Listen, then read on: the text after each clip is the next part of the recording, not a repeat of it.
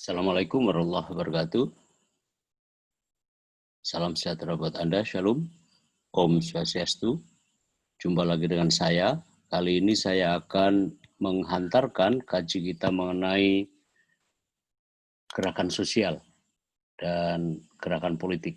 Ini adalah kuliah pertama untuk semester ini hingga ke 14 atau 15 pertemuan yang akan datang tetap dalam semester ini, dan saya akan menyampaikan pada bab 1 mengenai pengantar studi.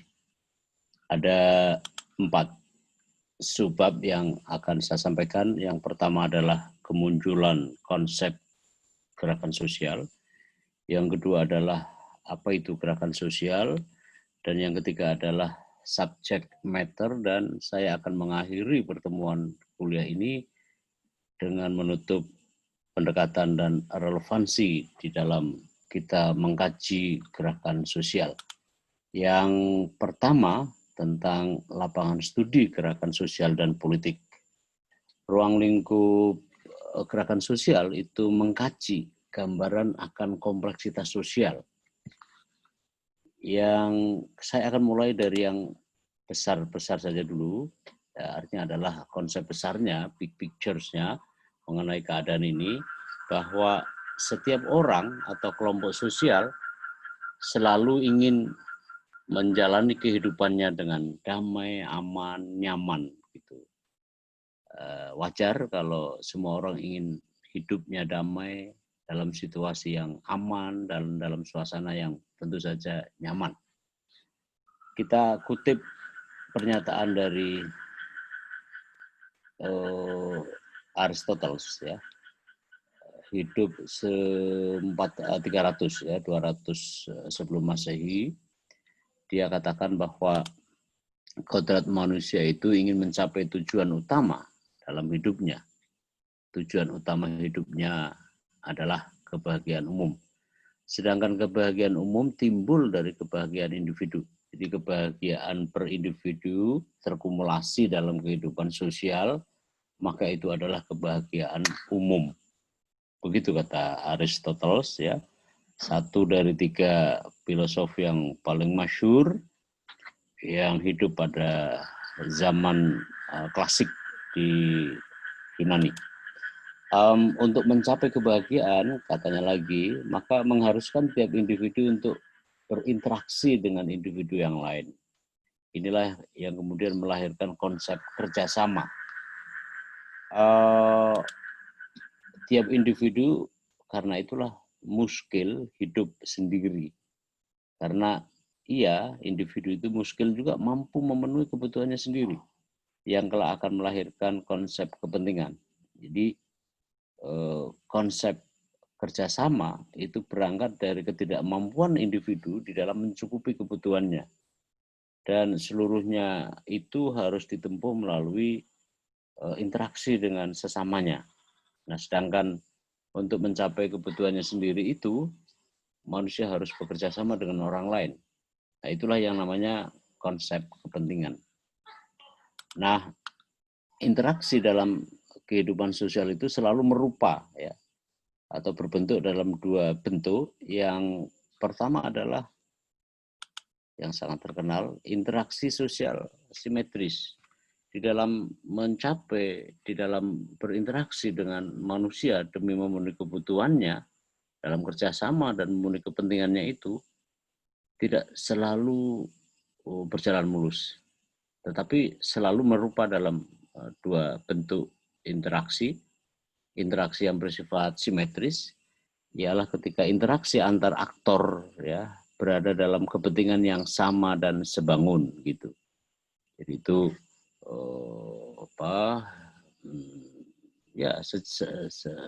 sama dan sebangun. Sama dan sebangun itu sejalan, begitu. Tidak ada hal yang tidak berlainan satu dengan yang lain individu dalam membangun interaksi dan akhirnya membangun kerjasama demi mewujudkan kepentingan yang mereka inginkan, paling enggak 2 pihak. Yang kedua jelas sekali interaksi sosial yang bersifat asimetris gitu. Ialah jika interaksi antar aktor berada dalam kepentingan yang tidak sama dan tentu tidak sebangun. Interaksi sosial simetris dan interaksi sosial asimetris inilah yang melatari dalam gambaran besar mengenai gerakan sosial. Nah, saudara, ketidakseimbangan formasi sosial tadi itu ya memunculkan konsep gerakan sosial yang terdiri atas dua postulasi gitu. Yang pertama adalah adanya satu atau lebih kelompok sosial politik yang terbatas atau kurang atau bahkan tidak memiliki sumber daya dari nilai-nilai alokasi sosial politik. Ya, itulah kelompok pertama. Kelompok ini disebut sebagai kelompok dedominasi struktur sosial politik. Ya. Ini adalah kelompok yang minus gitu dalam struktur sosial politik. Kenapa? Karena dia terbatas gitu, terbatas dalam alokasi sumber daya yang seharusnya dia miliki secara wajar dalam kehidupan sosial gitu, terbatas atau kurang atau bahkan tidak memiliki sama sekali terhadap sumber daya. Dari apa? Dari nilai-nilai alokasi sosial politik. Ini yang menjadi latar kenapa ada orang atau pihak yang minus di dalam kehidupan atau menjalani kehidupan dalam formasi sosial. Yang kedua, kelompok yang sebaliknya ialah kelompok yang kemudian disebut sebagai kelompok dominan dari struktur sosial politik. Ya, ialah mereka yang memiliki, kata memiliki ini sudah jelas sekali bahwa itu lebih dari sekedar kelompok dedominasi, ya itu jelas sekali. Ya, kelompok ini memiliki jelas kadang-kadang malah dalam kepemilikan yang berlimpah dalam hal apa? Dalam penguasaan sumber nilai alokasi sosial politik, ya. Inilah yang kemudian disebut sebagai kelompok dominasi struktur. Ini adalah kebalikan dari kelompok dedominasi, ya, karena D menunjukkan adanya kekurangan atau bahkan nihilisme dari satu proses yang dari satu keadaan yang seharusnya dipenuhi sebagaimana manusia lainnya, atau dalam konteks yang lebih besar adalah kelompok yang bersifat apa istilahnya ya, kelompok yang bersifat berlebih ya di dalam akses kepemilikan sumber daya yang seharusnya dimiliki oleh manusia untuk menjalani kehidupan yang wajar sehingga tercapai rasa bahagia tadi itu. Nah, saya akan mendetailkan dua kelompok ini, dua pihak ini. Yang pertama adalah kelompok dominasi struktur dan kelompok dedominasi. Dilihat dari istilahnya saja merupakan atau bentuk dari keadaan yang timpang yang dimiliki oleh mereka yang berbeda itu. Baik, kelompok pertama ya, kelompok pertama itu adalah kelompok dominasi struktur, ialah mereka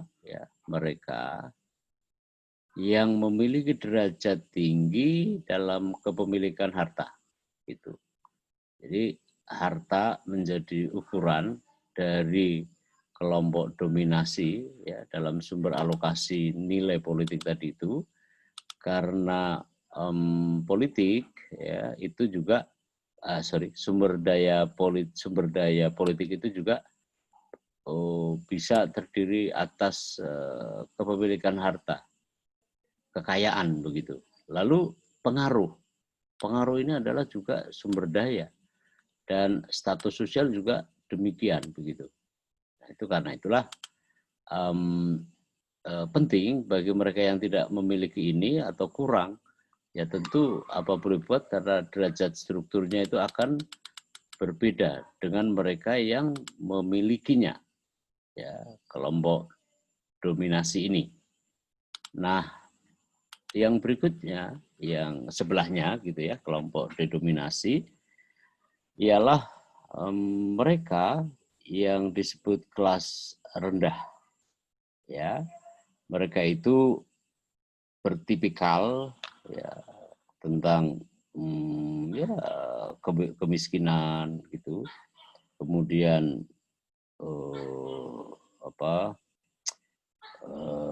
ini tidak punya rumah, ya, homelessness, ya, artinya ya tunawisma, ya, kemudian pengangguran, ya. Pengangguran itu masuk dalam kelompok didominasi. Nah, kelompok ini tentu ini di bawah ya dari struktur tadi itu, di bawah kelompok dominan, ya. Nah, berikutnya upper class, ya, atau kelas rendah atau kelas atas gitu, dan kelas menengah atas. Kelas bawah atas, ya, namanya kelas bawah atas itu tetap aja kelas atas begitu. Mereka adalah orang yang new money, ya, bisa memperoleh uang dengan begitu gampang, atau mereka yang membuat uang, make money, melalui apa? Dari sumber-sumber investasi yang mereka pernah tanam di bank gitu ya, atau investasi usaha di sektor lain. Mereka itu adalah kalangan pemodal bisnis, ya, bisnis pemodal, yang karena kepemilikan hartanya itu digolong atau dikategori sebagai kelas atas bawah, masih atas tetapi tidak terlalu atas banget gitu. Nah, berikutnya adalah kalangan-kalangan lain yang sejenis dengan keadaan ini, dengan posisi ini, dan itu masih tergolong kelompok dominan, ya. Kelompok dominan ini masih berada pada struktur yang sangat menguntungkan, dan karena itulah memang layak disebut sebagai kelompok dominan. Nah, yang berikutnya adalah mereka yang didominasi struktur itu adalah orang-orang yang kelas ini, sedikit dari mereka itu yang mampu menyelesaikan SMA-nya gitu ya. Kemudian mereka tidak lebih beruntung, ya, mereka tidak memiliki atau memiliki keterbatasan dalam pelayanan medis, ya, tidak punya akses yang cukup dalam asuransi gitu. Mereka juga tidak cukup nutrisi, mereka juga tidak gampang untuk memperoleh obat-obatan gitu. Lalu masihlah bermasalah tentang perumahan dan makanan gitu, termasuk dalam pakaian, keamanan, maupun ini dalam konteks di Amerika apa yang disebut sebagai vocational training, ya. Mereka yang berada di sektor-sektor yang jika bekerja hasil dari pelatihan kejuruan vokasional, ya. Ini berbeda konteksnya dengan di Indonesia tentu saja. Lalu yang berikutnya masih dalam kelompok dominasi adalah upper class, ya. Upper class, ya. Itu ya bawah-bawah tidak, ya, atas tapi bawah level ketiga lah. Kalau level dominasi ini adalah yang pertama ini, ya, yang kedua kelompok ini, ya, ini disebut saja misalnya kelompok 1, kategori 1, ini kategori kedua, kategori ketiga, ya upper class ya. Upper class ini tetap aja kelas atas, ya, adalah mereka yang tergolong sebagai aristokrat, ya, atau keluarga aristokrat atau keluarga dengan masyarakat yang termasuk tergolong dalam masyarakat level tinggi gitu dalam ukuran budaya atau status sosial, apalagi di negara-negara yang masih sangat kuat dalam tradisinya, ya misalnya mereka adalah para keluarga kerajaan, ya, tinggal di keraton ya, atau istana kerajaan gitu, dan mereka adalah old money, ya, ialah mereka yang memperoleh kekayaan dari generasi ke generasi gitu. Mereka itu beruntung karena dilahirkan sebagai orang kaya, yang orang kaya itu bukan karena kerja kerasnya, tetapi karena turun-temurun dari generasi ke generasi gitu, yang di negara-negara barat itu masih sangat terasa pengaruhnya. Tentu ini juga terbatas, ya. Sedangkan di kita juga masih ada, tetapi sekarang agak memudar ya pengaruh-pengaruh mereka yang jika didekati secara konsep tradisional atau konsep budaya lokal gitu. Nah itu mereka, tapi apapun lah mereka masih dalam mereka yang lebih beruntung gitu dalam struktur sosial karena mereka menempati atau bagian dari kelas dominan, ya, kelas dominasi. Nah, penting untuk saya sampaikan bahwa kelompok-kelompok ini gitu berada pada satu situasi yang kira-kira itu akan memengaruhi terhadap proses-proses politik gitu. Nah, di kelompok didominasi ada kelompok bawah gitu ya, atau underclass gitu, ialah mereka yang kurang beruntung atau mereka yang tidak diuntungkan oleh sistem, oleh kepentingan, dan ciri khasnya adalah dimarginalisasi oleh kelas atas dan the rulers. The rulers ini penguasa lah begitu, karena kebijakan-kebijakannya yang mereka tidak teruntungkan. Dan itu bagian dari formasi struktur kelas yang membuat mereka harus berada pada posisi sebagai subordinat dari struktur kekuasaan yang ada gitu. Nah, mereka, saya akan perjelas di kelompok dominasi, adalah mereka yang berada di kelompok-kelompok oligark.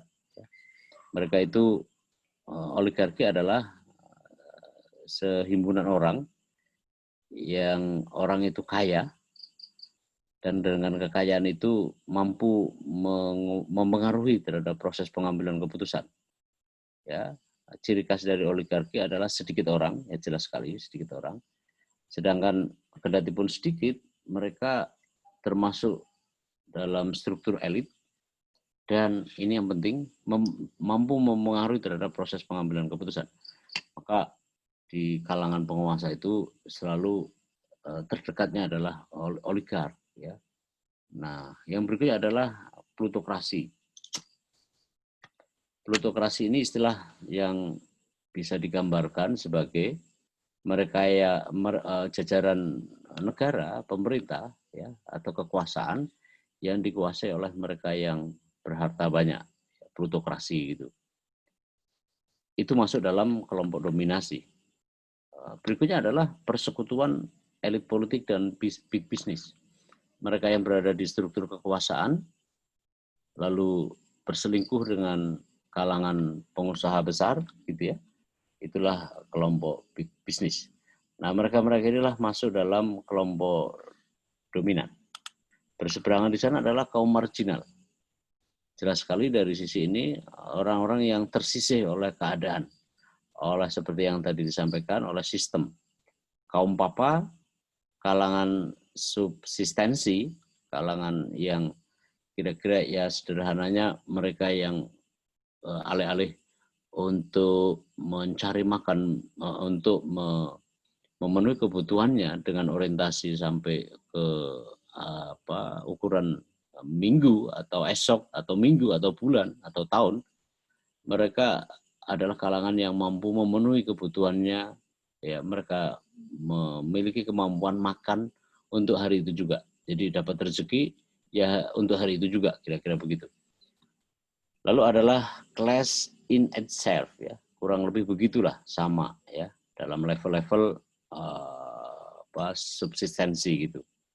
Tapi ini istilah dari Marx ya, class in itself ini ya kelas yang ya kira-kira samalah ya dengan untuk kepentingannya sendiri, bukan karena tidak mau, karena kondisi mengharuskannya demikian. Ya.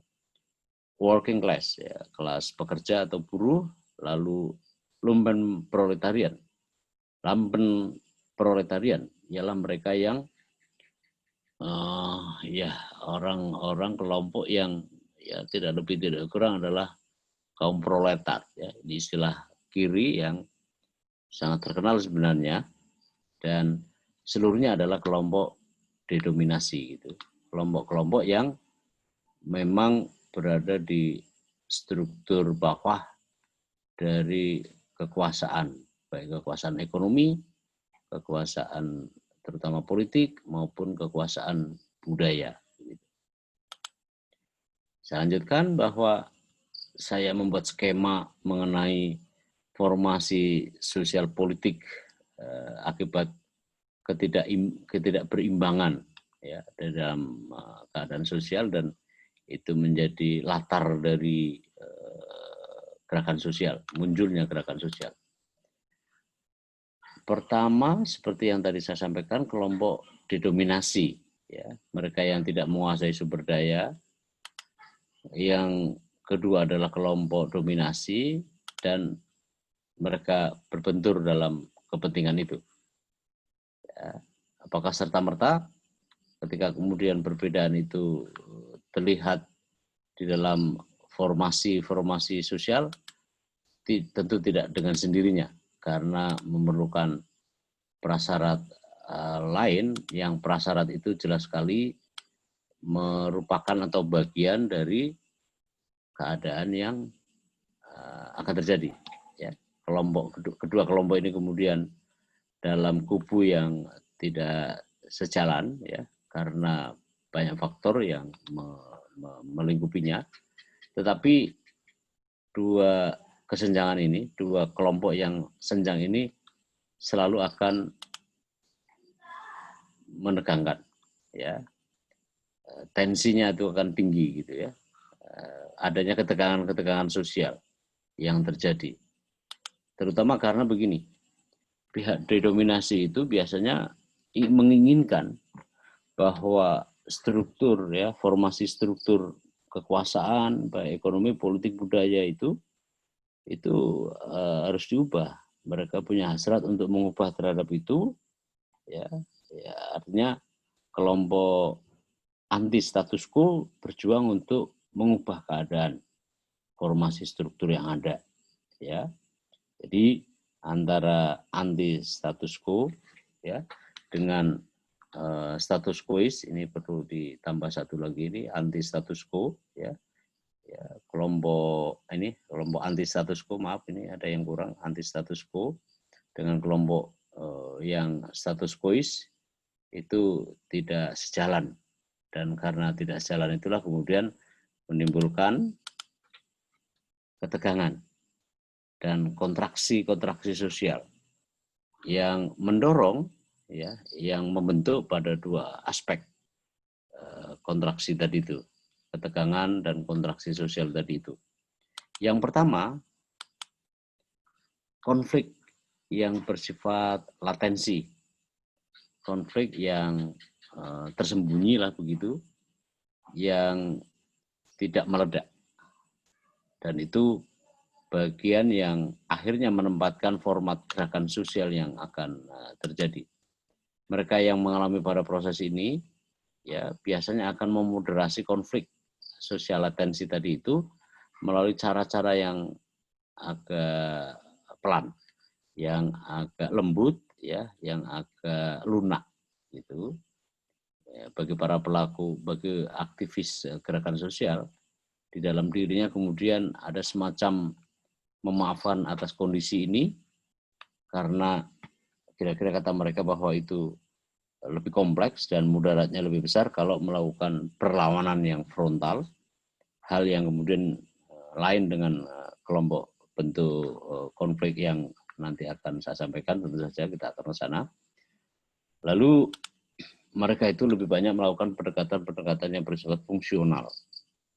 Itulah kenapa kemudian bahwa yang namanya gerakan sosial belum tentu juga dalam bentuk yang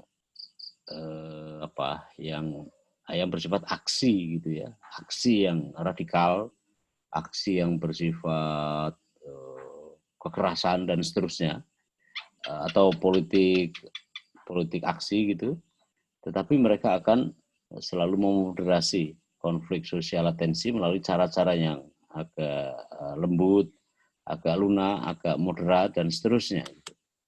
Nah, mereka lah kemudian dalam tipe ini membentuk ya gerakan melalui pendekatan fungsional inilah kemudian menyerupa dalam gerakan sosial yang bersifat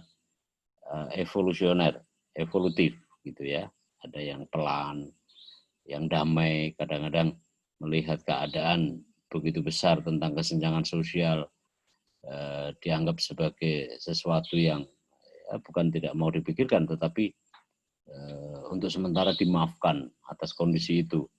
Karena apa? Karena dalam realitasnya mereka tidak melakukan upaya-upaya untuk membongkar sebagaimana nanti dalam pengertian konflik sosial yang bersifat struktural, ya, karena ini adalah fungsional. Jadi kehadiran mereka sebagai ormas begitu ya, ormas-ormas itu terutama yang besar begitu, yang disebut mainstream itu biasanya seolah-olah mengkompromikan terhadap keadaan yang ada. Ya, sekali-kali mereka berpendapat dan seterusnya, mengkritik misalnya pemerintah dan seterusnya, itu biasa. Tetapi sampai kemudian akhirnya mengerahkan ya dalam jumlah besar, dalam jumlah massa yang itu sebenarnya bisa mereka lakukan, itu tidak mereka lakukan, ya. Nah, itulah kemudian muncul gerakan sosial yang melalui metode organisasi. Ada yang namanya interest group, kelompok kepentingan, ada yang namanya kelompok penekan, ya. Itu yang tampak.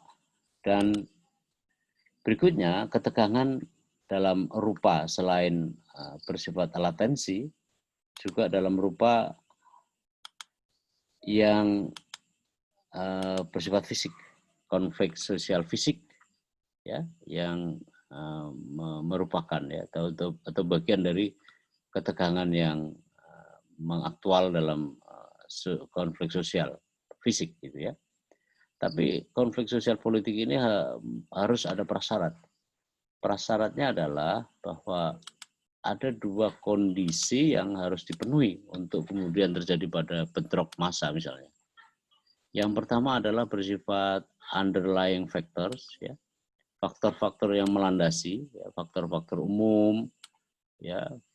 Ini ibaratnya kalau mau kita membakar rumput kering, ya, rumput keringnya itu sudah karena panas begitu, sudah panas tertimpa oleh sinar matahari berbulan-bulan, maka itu adalah underlying factor. Tapi apakah ketika terpenuhi underlying factor akan serta-merta adanya kebakaran tadi? Tidak.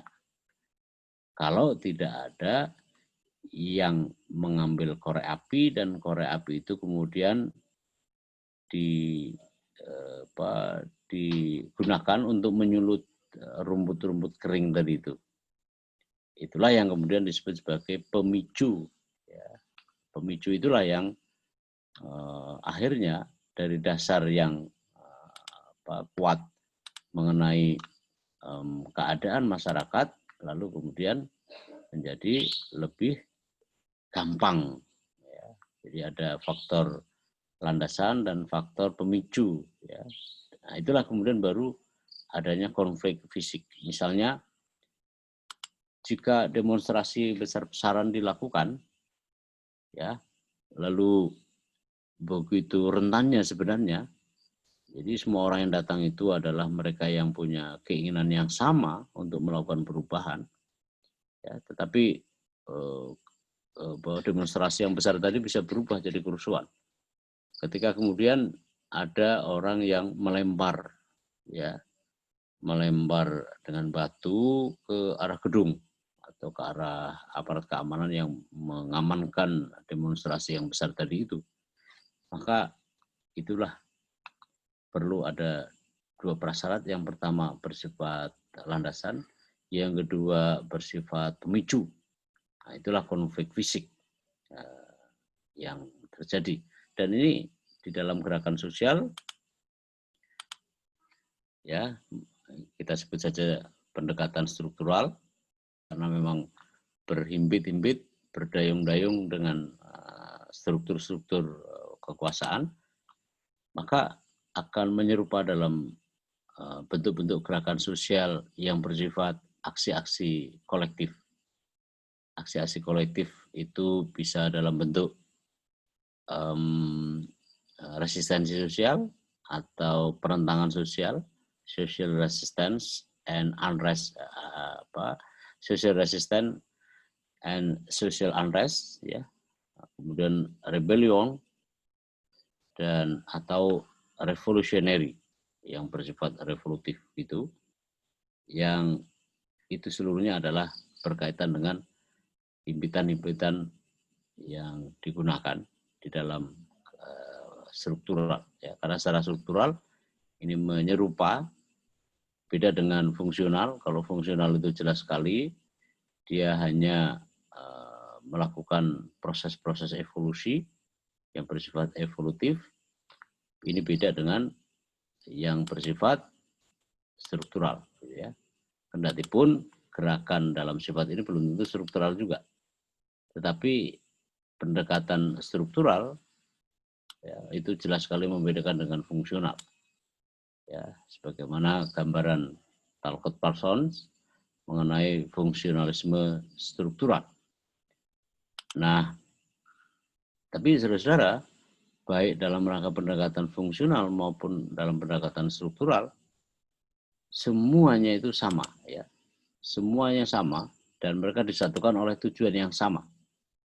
Ya, tapi saya ingin ulang bahwa apakah pendekatan fungsional ini dalam kita membaca mengenai gerakan sosial dalam bentuk yang lebih soft tidak bisa berubah menjadi kerusuhan? Oh, sangat bisa.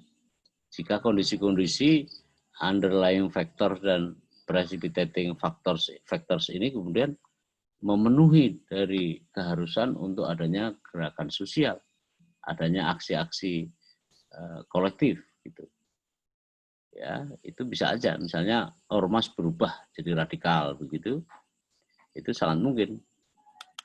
Nah, inilah bisa juga sampai kemudian ke konflik sosial fisik bisa.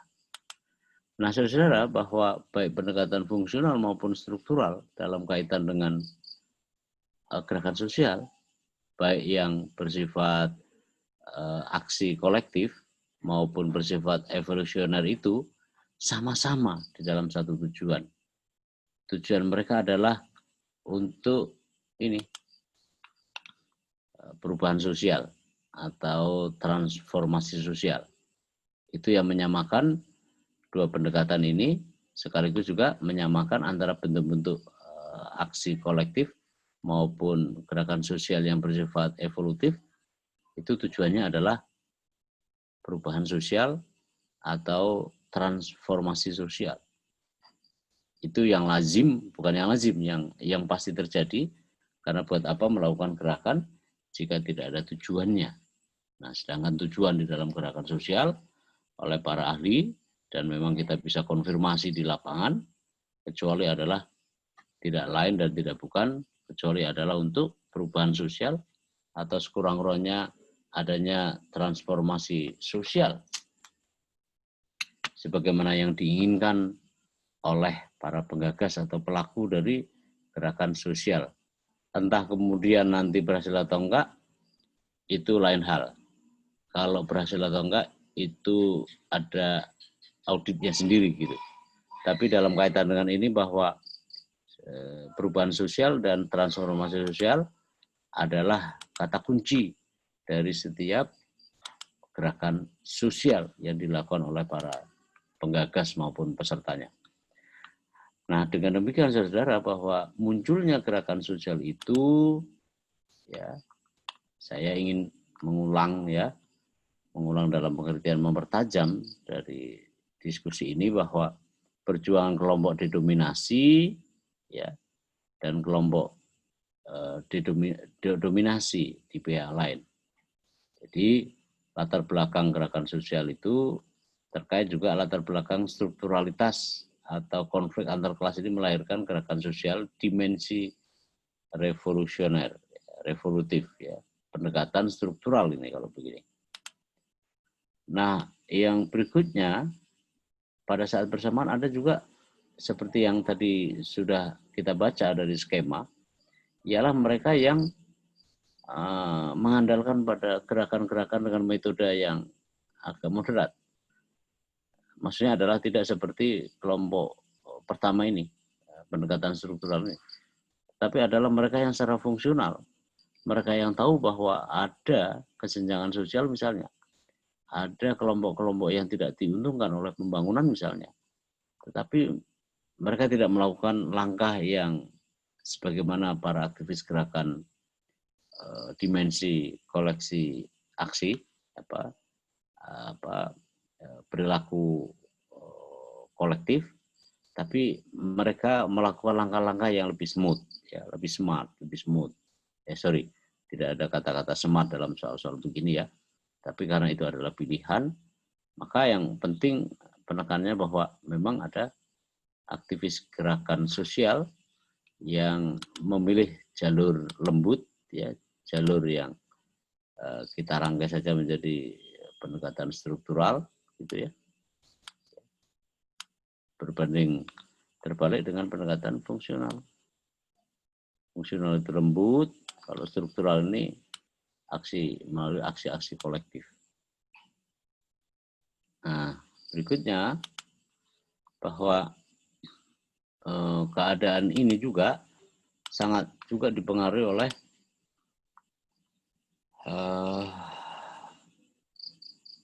banyak faktor, ya. Itu semua seluruhnya banyak dipengaruhi oleh banyak faktor. Tapi sekali lagi saya ingin tegaskan bahwa tujuan dari setiap gerakan sosial adalah perubahan sosial. Perubahan sosial itu yang menjadi tujuan asasi dari setiap gerakan sosial. Karena juga tidak mungkin melakukan gerakan sosial tanpa tujuan, ya. Itu namanya kurang kerjaan, ya. Maka itu mereka punya tujuan, ya.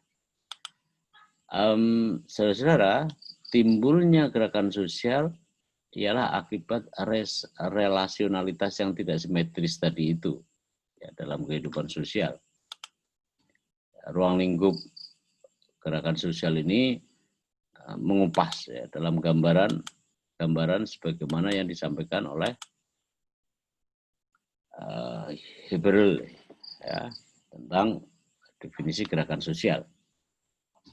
Dia katakan dalam buku yang ditulis di editorial Lyman, mengatakan bahwa gerakan sosial itu adalah usaha untuk merebut posisi struktur, akses, pengaruh bagi sebagian atau seluruhnya. Kalau dapat sebagian atau seluruhnya. Kalau sebagian itu sangat mungkin evolutif, tapi kalau seluruhnya dalam seluruh struktur, maka itu bersifat revolusi. Dengan cara menggerakkan potensi yang dimilikinya, ya, dengan tujuan untuk melakukan perubahan. Jelas sekali, ya. Nah, isu konflik sosial atau partisipasi dalam kehidupan politik memang ada sebagian yang mengesampingkan bahwa ini bagian dari partisipasi politik, Tetapi dalam kehidupan yang nyata bahwa termasuk sebenarnya konsepnya juga bahwa demonstrasi misalnya sebagai metode dalam gerakan sosial itu juga partisipasi politik. Partisipasi politik itu kan tergolong menjadi dua. Pertama, partisipasi politik yang bersifat konvensional, conventional political participation, seperti memilih, seperti melakukan kontak dengan pejabat eksekutif maupun legislatif, maupun ikut dalam pemilu misalnya, memilih dalam pemilu misalnya, itu adalah konvensional, partisipasi politik yang konvensional. Sedangkan di seberangnya adalah unconventional political participation, melalui demonstrasi, melalui langkah-langkah yang kadang-kadang aksi-aksi kolektif gitu. Itu partisipasi politik yang tidak konvensional. Nah, itu juga gerakan sosial juga seringkali menempatkan diri dengan metode-metode seperti itu. Jadi tidak seluruhnya tepat kalau dikatakan bahwa partisipasi politik itu tidak bagian dari gerakan sosial. Tapi saya memandang justru sebaliknya. Nah, dia lanjutkan, Heberle itu lanjutkan pendapatnya bahwa gerakan sosial selalu jadi fenomena yang menjengkelkan, gitu ya. Terjemahan bebasnya menjengkelkan, itu sebagaimana juga dalam realitasnya. Menjengkelkan secara teoritis, ya, bahwa teori-teori ini sebetulnya mentransformasi tatanan sosial ke dalam gerakan sosial. Kalau sudah ada demonstrasi, ada gerakan sosial dalam wujud demonstrasi misalnya, sehingga memang akhirnya jadi kategori yang residu gitu. Karena realitasnya sama dengan teoritisnya gitu. Lalu inilah yang menjadikan teori gerakan sosial ya berada di pinggir-pinggir dari teori sosial lain gitu. Kendati pun ini tidak seluruhnya tepat menurut saya. Dan melihat bahwa Bak menempatkan melihat raksasa tempat di mana kita berdiri gitu. Jadi pinggiran banget itu gerakan sosial, tapi kerangka besar teori sosial itu di situ. Pendapat ini tentu saja bisa bias ya dari Heberle. Kenapa? Karena gerakan sosial memang ya seperti uraian tadi itu jelas sekali tidak mendukung terhadap apa yang menjadi kelompok-kelompok dominan. Dia bahkan menentangnya gitu. Selain gerakan sosial, di seberang dari gerakan sosial adalah teori-teori institusional, ya, termasuk teori sistem. Teori sistem itu kan jelas tidak menghendaki adanya persoalan. Sedangkan gerakan sosial, konsep gerakan sosial berada pada posisi untuk menentang. Kalau memang mau kita arahkan ke sana. Dan karena itulah bagi para pengembang teori-teori sistem tidak berselera untuk mengkaji soal ini. Karena kekuasaan itu kan relatif untuk bertahan dengan dirinya. Karena apalagi kan tabiat rezim dimanapun di dunia ini selalu ingin bertahan. Kelompok-kelompok yang nyaman, kelompok-kelompok yang teruntungkan oleh sistem misalnya, ya jelas dia akan selama mungkin untuk mempertahankan apa yang dimilikinya, apa yang dipegangnya. Nah, isu sentralnya adalah yaitu tadi kesulitan di dalam mengubah ya, gerakan sosial yang bikin ribet tadi itu menjadi tertib. Bagaimana cara menahan maupun menyalurkan, menempatkan deviasi dalam istilah Heberle ini ke kehidupan yang tertib gitu. Tertib yang dia maksud adalah teori sistem. Jelas karena pendapat sebagian besar pengembang dari teori-teori sistem selalu adalah kemapanan, status quo, anti perubahan yang jelas.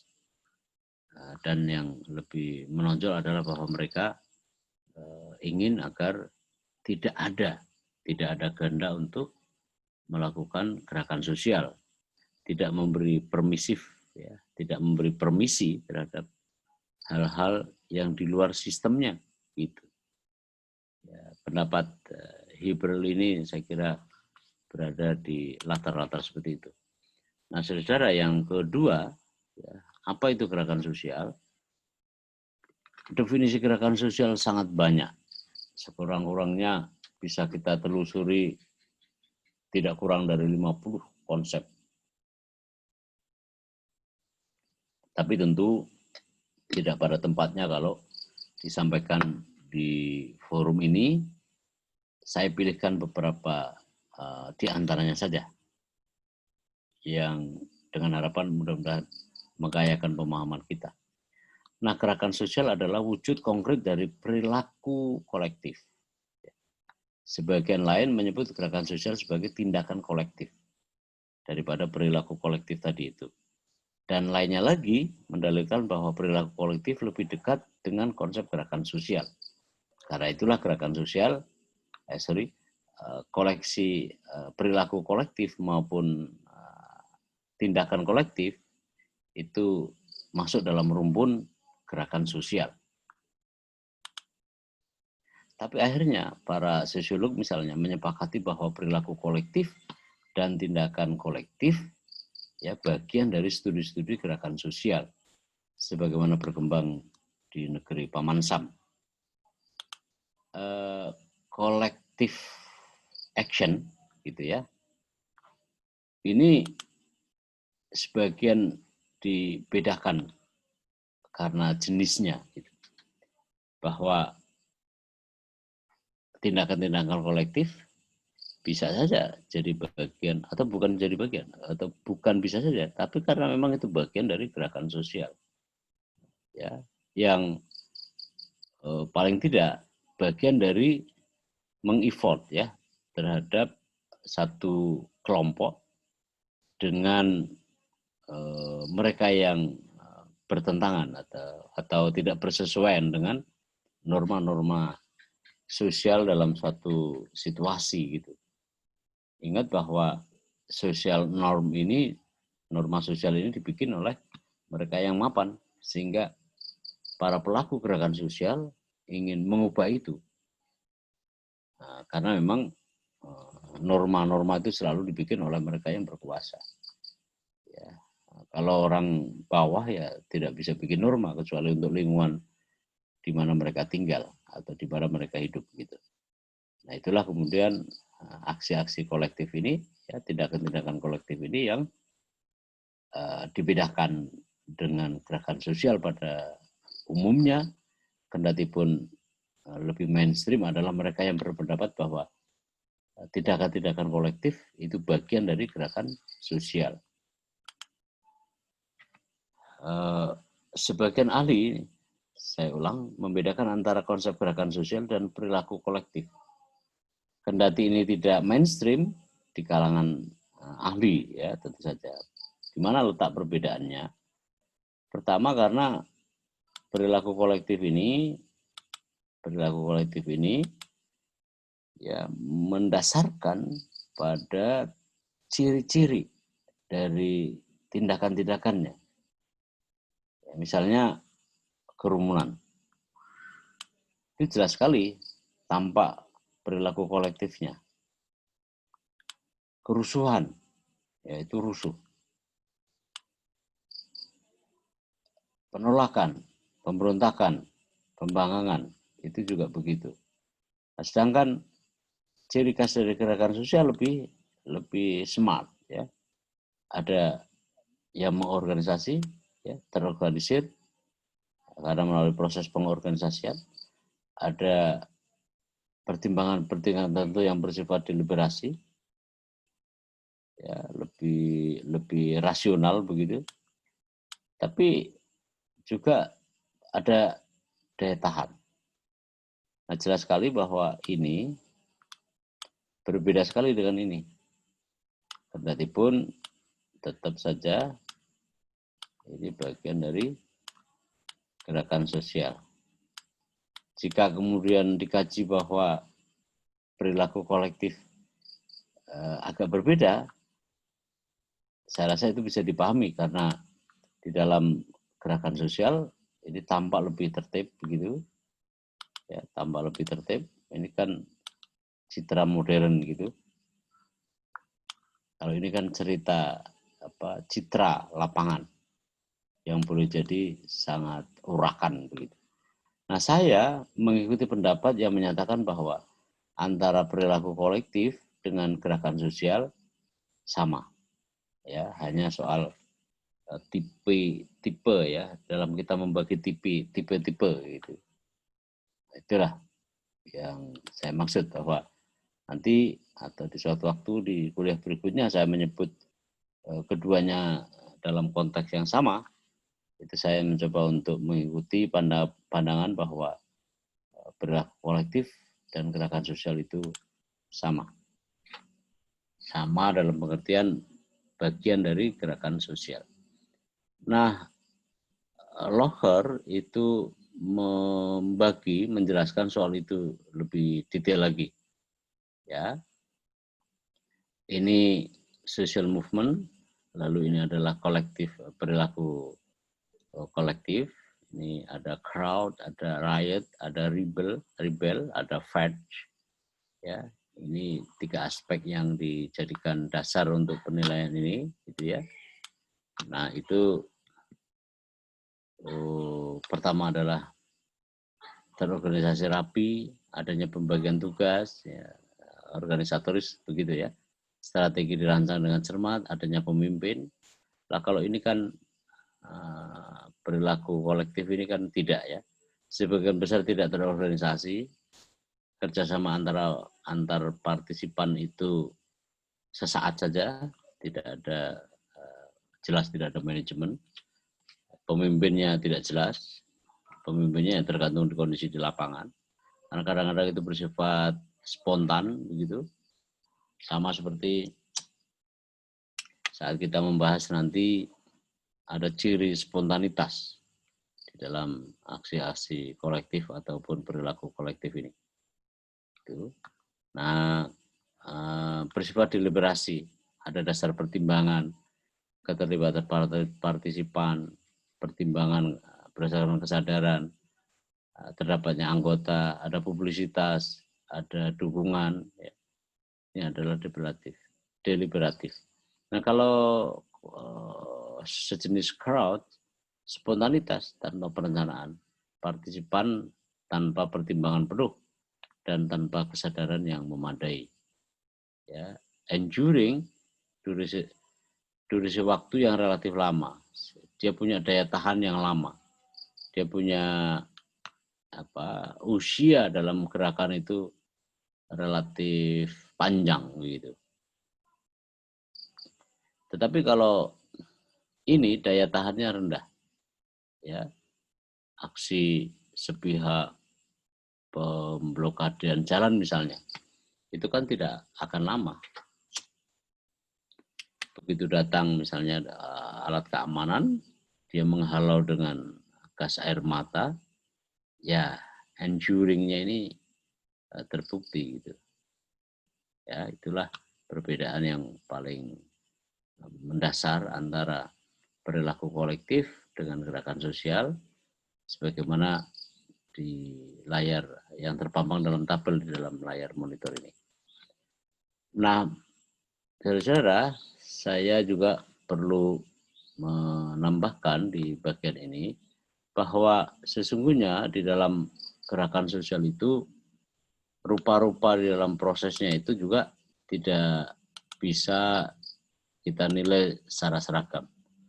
Ada kondisi-kondisi yang kadang-kadang mengharuskan ya kita harus memaklumi di lapangannya.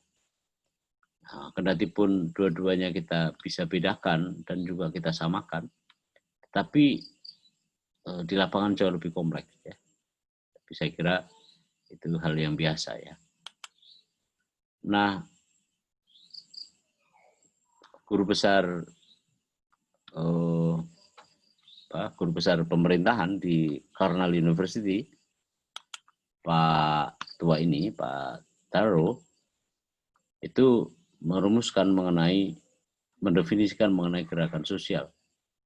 Dia katakan bahwa gerakan sosial adalah usaha penentangan atau perlawanan secara kolektif dari mereka yang memiliki tujuan dan solidaritas yang sama dalam satu proses interaksi yang juga relatif ajak di antara mereka untuk melawan terhadap pihak elit, pihak rival, pihak lawan, dan pihak yang berwenang.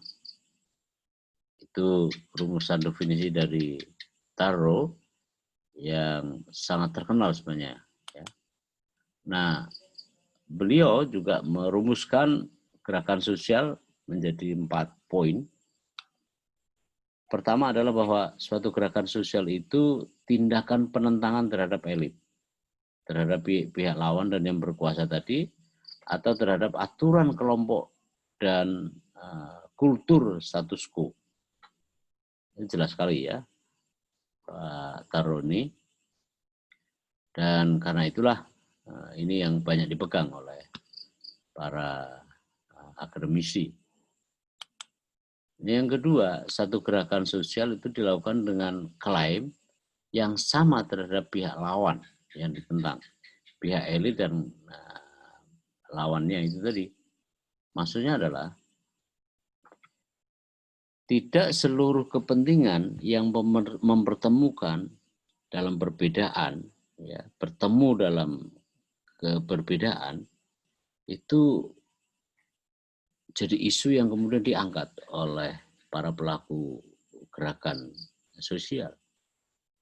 Hanya isu-isu yang menjadi masalah saja dari para penggagas gerakan sosial yang kemudian kepentingan itu berbanding terbalik begitu, yang saling berlawanan. Misalnya tahu bahwa pengusaha properti itu banyak melakukan kecurangan misalnya di tempat lain, di aspek lain.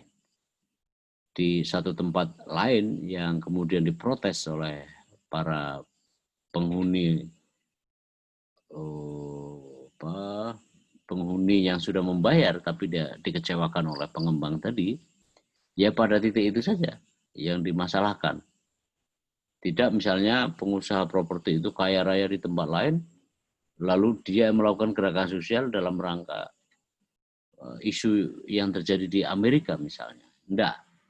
Yang menyangkut dua pihak tadi itu dirumuskan oleh Tarot sebagai klaim yang sama antara lawan dan kawan begitu, antara penentang pelaku gerakan dengan pihak yang menjadi objek dari gerakan itu, dari sasaran itu, dari perilaku kolektif itu, pada isu yang ada, pada isu yang sama.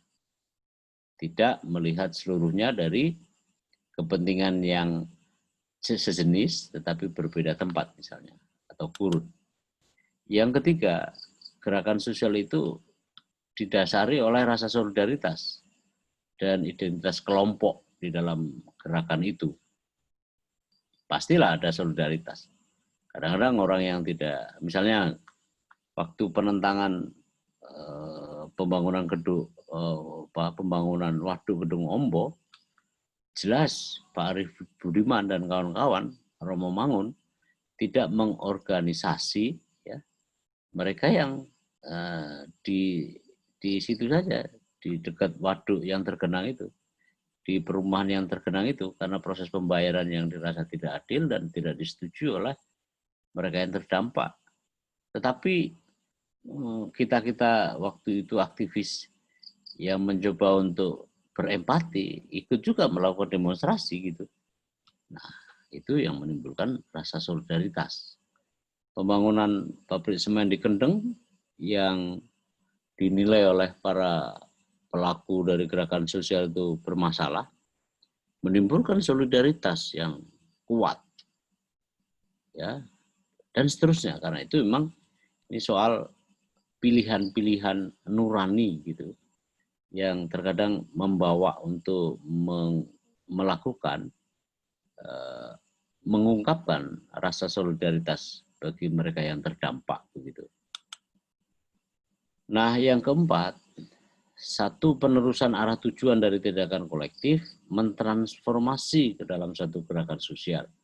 Jadi pikiran besar kekecewaan tadi itu misalnya terhadap kondisi, maka ditransformasi di lapangan dalam wujud misalnya demonstrasi, ya, kemudian dibawa menjadi agenda LBH misalnya sebagai tindakan yang bareng-bareng, ya, dan seluruhnya itu kemudian ditransformasi ke dalam satu gerakan sosial. Berikutnya adalah Shepard dan Guini itu mendefinisikan gerakan sosial sebagai bentuk perilaku kolektif yang berjalan lama, terstruktur dan rasional. Nah, karakteristik dari gerakan sosial menurut kedua ahli ini, pertama adalah prasyarat adanya sejumlah orang. Kalau sejumlah orang pasti lebih dari 2. Kalau hanya satu orang melakukan aksi protes, ya itu protes saja, ya, seorangan gitu. Tentu ya tergantung konteksnya juga ya. Tetapi yang jelas bahwa sejumlah orang menjadi karakter yang paling menonjol dalam setiap gerakan sosial. Ada tujuan umum, mendukung atau mencegah dari perubahan sosial. Ada kelompok yang mendukung juga berarti belum tentu tidak perubahan sosial, tidak gerakan sosial. Gerakan sosial juga sewaktu-waktu mendukung agar tidak terjadi kondisi yang lebih parah. Bisa juga mencegah dari satu perubahan sosial, yang perubahan sosial itu menimbulkan persoalan atau dampak yang jauh lebih besar daripada keadaan yang sebelumnya gitu. Yang ketiga, adanya struktur jabatan yang diakui oleh bersama. Dalam demonstrasi itu ada korlap, ya, ada ya yang memimpin orasi gitu. Itu secara diam-diam kita sedang mengatakan bahwa di dalam gerakan sosial ada struktur jabatan. Jabatan dalam pengertian tidak formal begitu ya. Masa untuk pekerjaan demonstrasi harus ada SK Presiden? Ya enggak lah ya. Artinya harus ada pengakuan bahwa oh itu korlap saya gitu dalam demonstrasi ini gitu. Yang oleh pihak keamanan seringkali sebagai provokator begitu ya. Nah, yang keempat adalah rangkaian aktivitas yang dipertahankan secara relatif lama. Ada gerakan sosial yang memang bekerja dalam konteks yang lebih mapan. YLBHI misalnya, itu adalah dikelola secara manajemen modern gitu. NU Muhammadiyah itu adalah bentuk gerakan sosial yang nanti akan kita diskusikan lebih lanjut. Tipe-tipe semacam itu juga bagian dari gerakan sosial. Bahkan kalau dilihat dari runutnya, misalnya NU Muhammadiyah ya itu lahir pada awal-awal atau pertengahan ya awal ya abad ke-20 ya sebelum kita merdeka. Jadi mereka itu berdiri sebelum institusi negara Indonesia itu berdiri gitu. Bahkan cenderung merekalah yang membuat negara ini gitu ya. Partisipasi dalam mencapai kemerdekaan itu sama aja dengan partisipasi mereka ya, ormas-ormas besar itu untuk membentuk negara, institusi negara. Lalu yang kelima adalah relatif permanen. Ada yang relatif permanen. Tidak seluruhnya spontan.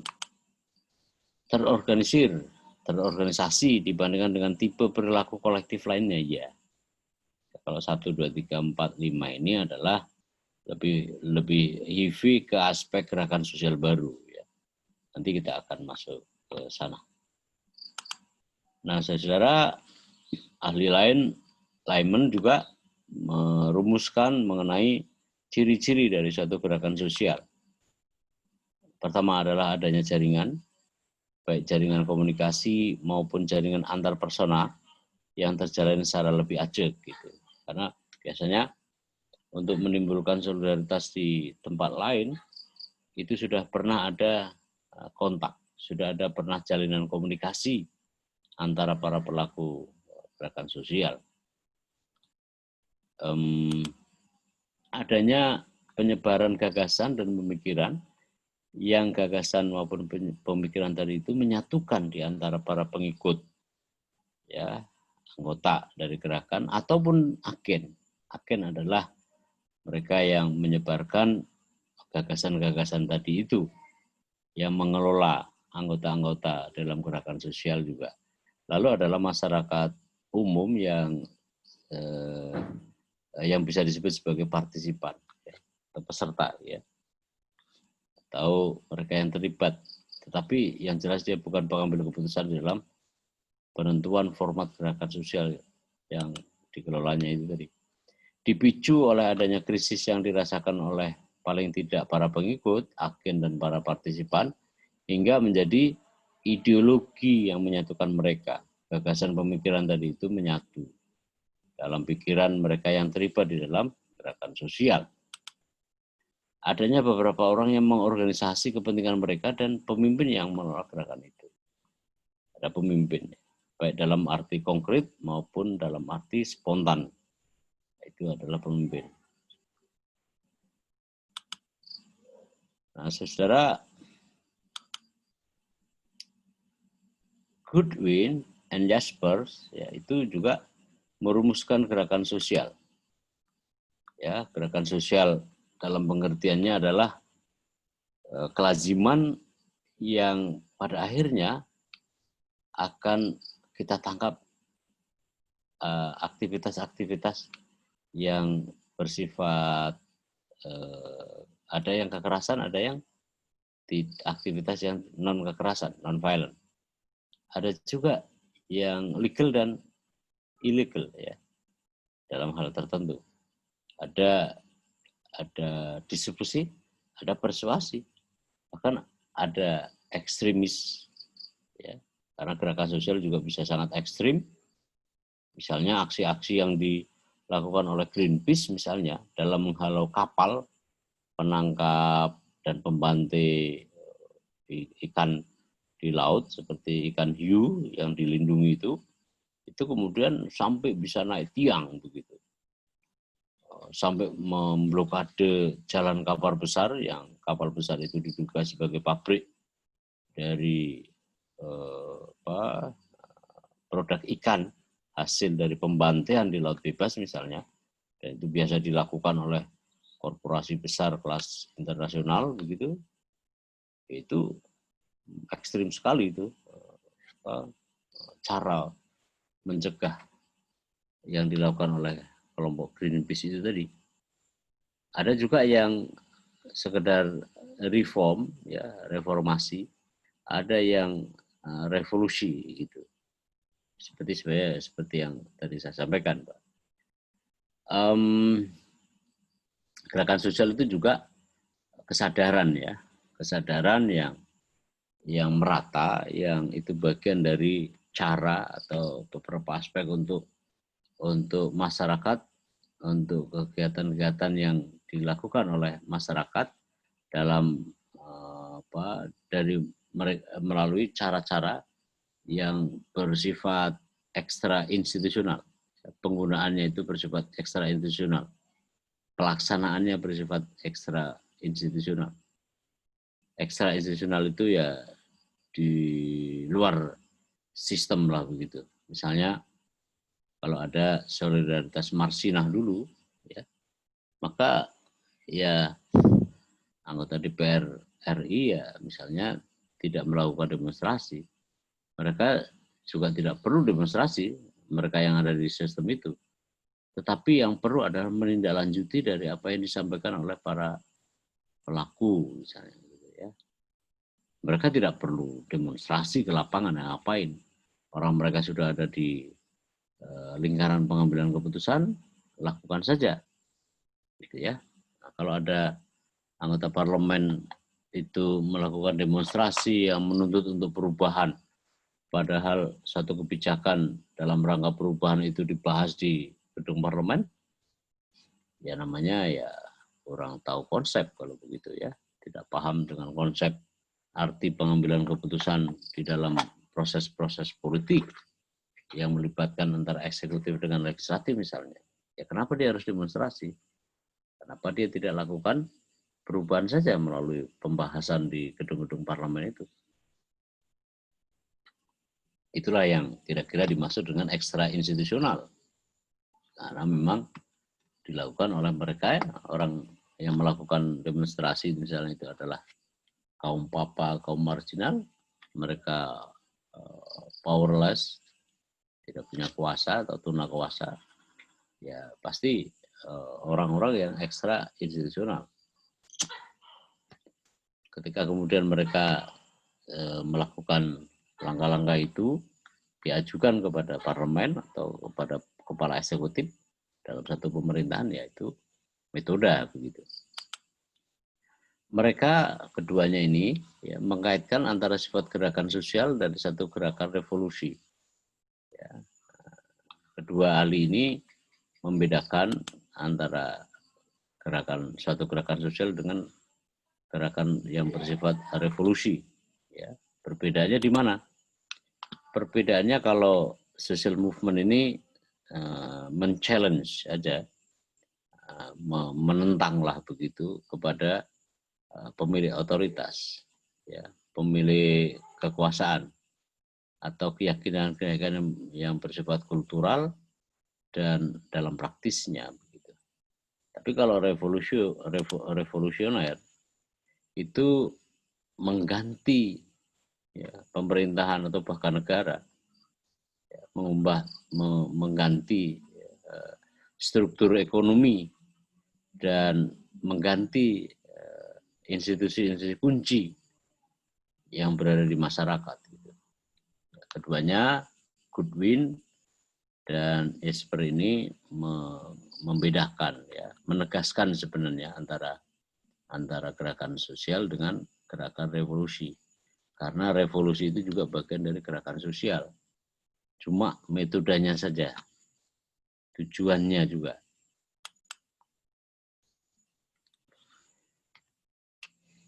Aktivis transformatif Pak Fakih ini sangat cerdas dalam merumuskan berbagai langkah dan melalui lembaga yang dulu pernah dipimpinnya, ya, dan sisa-sisanya juga masih ada ya penerusnya, jejaknya, itu merumuskan peran masyarakat sipil yang terorganisasi dalam transformasi sosial. Ya. Ingat bahwa tadi sebagai bagian dari gerakan sosial tadi. Dalam buku ini, Fakih mengatakan bahwa transformasi sosial itu didefinisikan sebagai penciptaan hubungan ekonomi, politik, dan kultural dan lingkungan yang secara mendasar baru dan lebih baik. Begitu. Itu adalah transformasi sosial. Dalam pengertiannya, transformasi sosial juga merupakan model atau bentuk alternatif tentang perubahan sosial yang jadi tujuan utama dari setiap gerakan sosial. Nah, itulah memperjelas dari apa yang sebelumnya saya sampaikan. Gerakan sosial pada dasarnya itu bentuk dari perilaku politik kolektif non kelembagaan yang secara potensial sesungguhnya membahayakan bagi mereka yang berada di struktur kekuasaan atau dalam istilah yang sebelum ini tadi, gambaran tentang kelompok dominasi.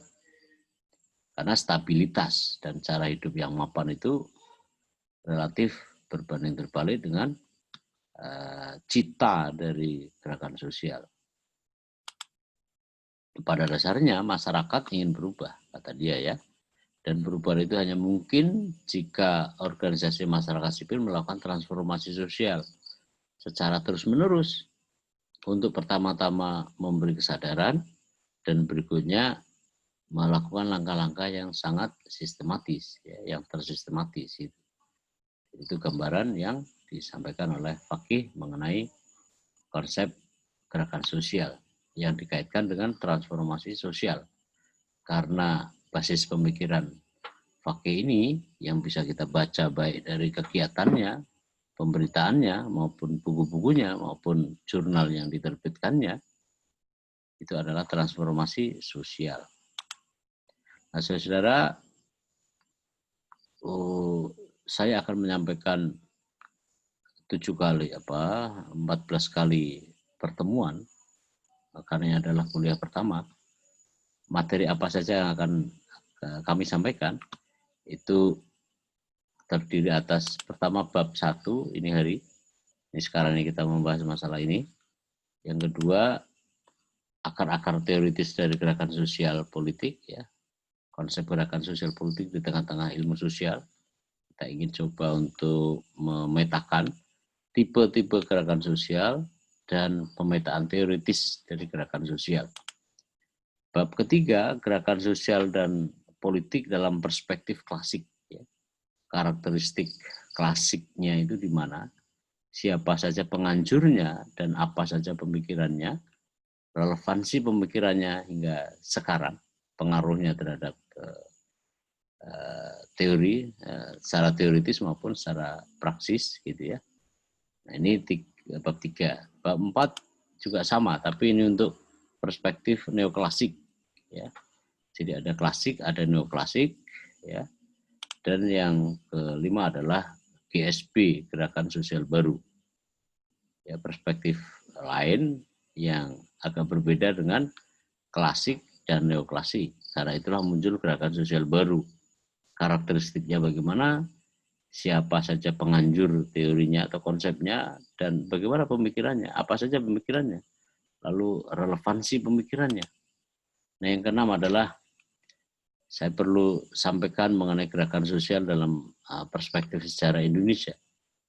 Saya akan sampaikan tentang pemberontakan petani Banten. Ini adalah karya masterpiece dari almarhum Profesor Sartono Kartodirjo yang saya baca seluruhnya itu sangat menarik. Demikian halnya juga radikalisasi petani dari Profesor Kunto Wijoyo almarhum, ya, kolega Prof. Sartono. Kemudian saya perlu munculkan gerakan komunisme di Indonesia. Ini biar kita mengkayakan pemahaman untuk hal-hal yang berkaitan dengan gerakan kaum kiri di Indonesia. Nah, bab berikutnya ujian tengah semester, ya, ke-8, ini ke-8 kita, perlawanan bernuansa budaya. Saya akan angkat satu saja dari sekian hal, ialah karya Scott, ya, mengenai perlawanan kaum lemah, ya, kaum petani lemah. Ini menarik, hasil disertasi dari Scott yang sangat terkenal itu. Lalu saya perlu menyampaikan juga dalam nuansa ini gerakan Ratu Adil, ada dari buku Prof. Sartono yang juga sangat dibaca oleh banyak orang. Kemudian gerakan Samin Suro Sentiko di sekitar Blora, ini juga bernuansa budaya, sangat menarik saya kira, dan layak untuk Anda ketahui, untuk Anda pahami, untuk Anda dalami, gitu ya. Lalu gerakan kemerdekaan, ya, nasionalisme, sejarah perlawanan terhadap kolonialisme, ya, lagi-lagi dari Prof. Sartono, karyanya memang sangat menarik. Lalu ada peristiwa tiga daerah, ini perlu saya sampaikan karena ini dekat dengan lokasi kita, ya. Ini adalah karya Anton Lukas, hasil riset pendekatan revolusioner, pendekatan revolusi, karena teori-teori yang diangkat itu teori revolusi. Satu di antaranya termasuk juga adalah masalah gerakan sosial, dan itu dilakukan di 3 daerah, yang kemudian dirangkum dalam satu disertasi dia, Brebes, Tegal, dan Pemalang. Itu terjadi Indonesia masa transisi, dari negara pasca kolonial, ya, dari negara pasca kolonial Belanda, Jepang, lalu menuju ke negara nasional. Nah, karena pemerintah kita pada waktu itu ya masih berusia beberapa hari ya, beberapa minggu, beberapa bulan, lalu didaku ya, kemudian diambil alih ya secara sendiri-sendiri oleh para pelaku yang mempertarungkan antara kelompok kiri, kelompok Islam, dan kalangan nasionalis gitu ya. Tapi teori-teori yang digunakan maupun sejarah yang menautkan dengan gerakan sosial itu sangat dekat. Lalu di poin ketiga akan disampaikan juga tentang kebangkitan nasionalisme Indonesia. Nanti akan kita ambil beberapa contoh buku, gerakan pemuda, gerakan revolusioner gitu ya. Banyak sekali yang sudah mengangkat persoalan ini ke dalam buku dan menarik.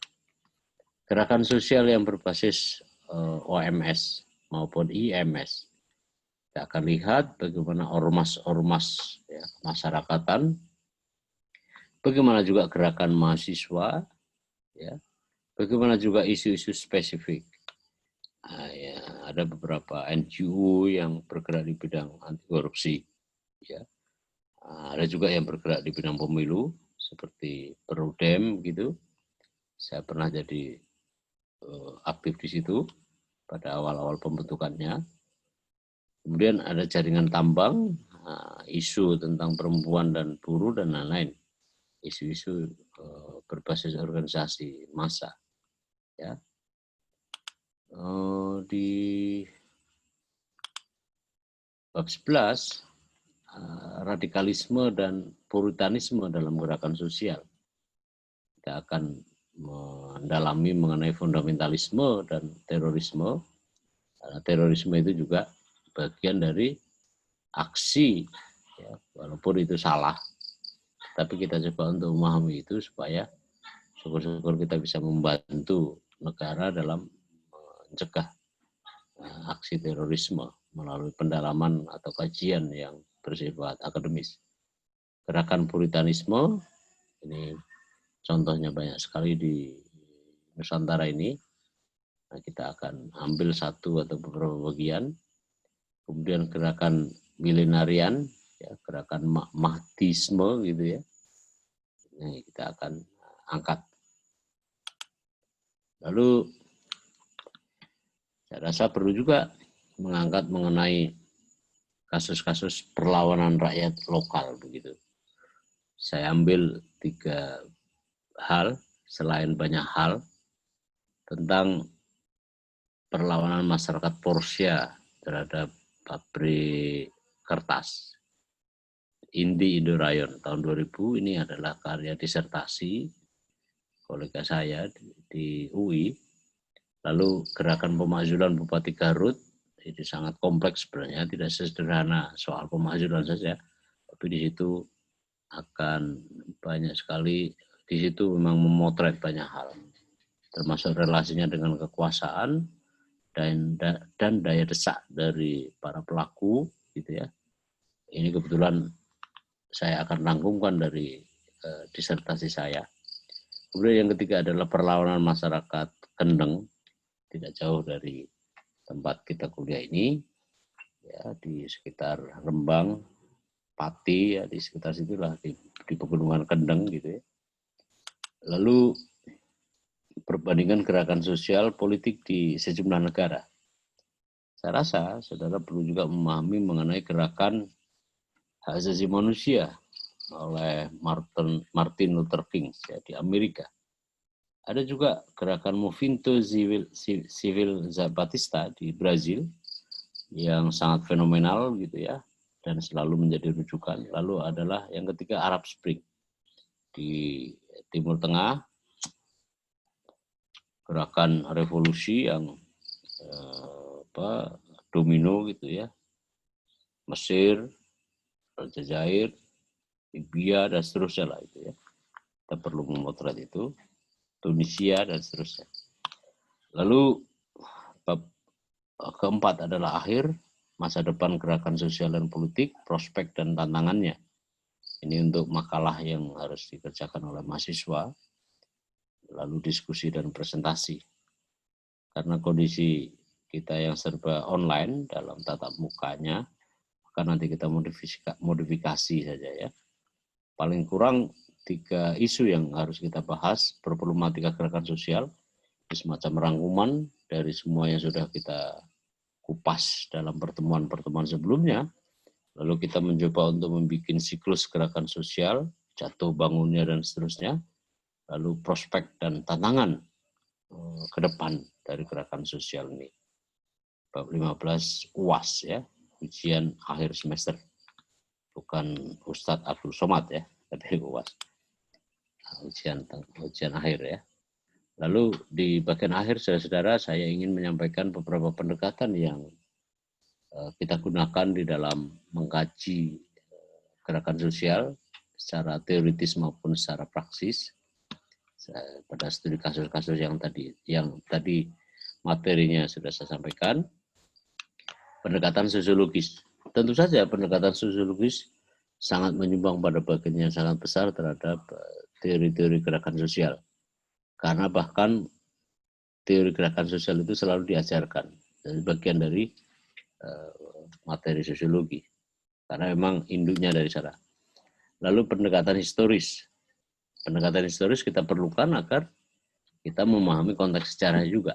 Jangan sampai kita kehilangan konteks karena itulah sejarah menyumbang terhadap kajian ini. Lalu pendekatan ekonomi politik sangat membantu. Kenapa? Karena ada banyak penjelasan mengenai pendekatan ekonomi politik dalam gerakan sosial. Misalnya, Mansur Olsen itu menggagas mengenai apa yang namanya free riders, ya, penumpang gelap dalam gerakan sosial. Ada orang yang melakukan gerakan sosial, tetapi diam-diam atau pada saat bersamaan ingin memetik keuntungan secara finansial, begitu. Ya, itu ada penumpang gelap, ada political entrepreneurs, ya, dan seterusnya. Kita akan melihat ke sana nanti. Lalu pendekatan psikologi massa, pendekatan yang kita pinjam dari ilmu-ilmu psikologi massa yang sangat membantu untuk kita menjelaskan mengenai agregasi manusia misalnya, agresi manusia misalnya. Kenapa bisa garang begitu? Ada konsep relatif deprivasi dari Kurs, itu jelas sekali itu aspek psikologisnya sampai terasa. Dan beberapa hal lain yang relevan di dalam pendekatan psikologi massa ini.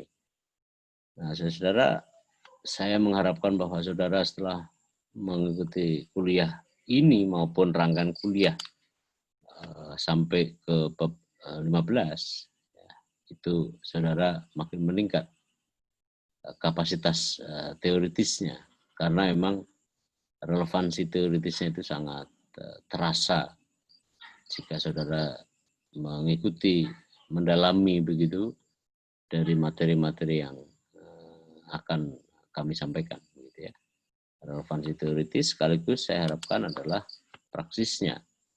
Kalau saudara ingin memahami mengenai masyarakat, harus punya kemampuan dalam memahami keadaan.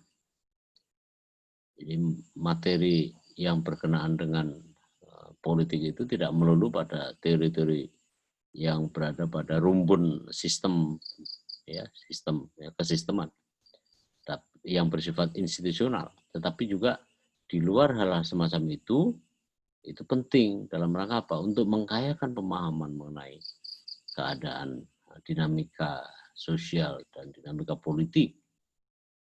Jadi kalau saudara usai lulus punya kemampuan dan di dunia kerja sangat memberi manfaat, selain kerangka teoritis memberi kerangka berpikir, relevansi praksisnya adalah kemampuan di dalam menautkan antara keadaan sehingga analisis Anda akan jauh lebih bermakna dan punya nilai tambah.